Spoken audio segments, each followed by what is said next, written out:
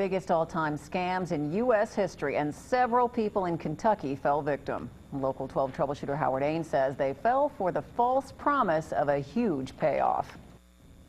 The promise in this scam is a share of the millions of dollars made in an oil boom more than 100 years ago. There have been more than 30,000 victims in this scam. This story begins in the 1900s when oil was discovered on Spindletop Hill in Texas, the first major gusher of the Texas oil boom. Investors at the time made millions of dollars. Then, by the 1950s, as time went by, a myth emerged, alleging the government had stolen profits from Spindletop. Enter Jewel Robbins and her pitch. What was an urban legend that there was money that the government took that wasn't given back to the family. She told distant heirs of the oil fortune she was willing to fight for what she believed to be trillions of dollars still owed to descendants.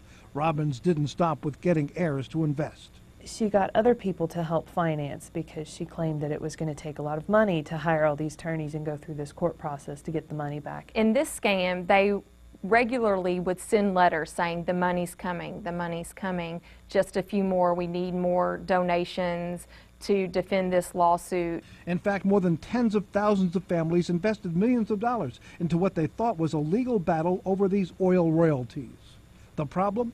In truth, it is an urban legend. There is no money that the government has pending or on hold or anywhere. Several states and federal agencies, including the U.S. Postal Service, began tracking Robbins in this case and found no government conspiracy, simply greed. All of this money was going through her bank account, and she was basically supporting herself and her various children from the money that was supposed to be part of the investment. Some families lost their life savings. The people who scam them have already spent the money and done everything with the money. And so by the time the person is usually prosecuted, all the money's gone. So victims are just left out in the cold. In 2009, 76-year-old Jewel Robbins was sentenced to 5 years probation for violating security laws relating to the Spindletop oil case. Now, she died earlier this year at age 80. Since her death, thousands of people have filed claims seeking a piece of her estate in return for the money they gave her in this case.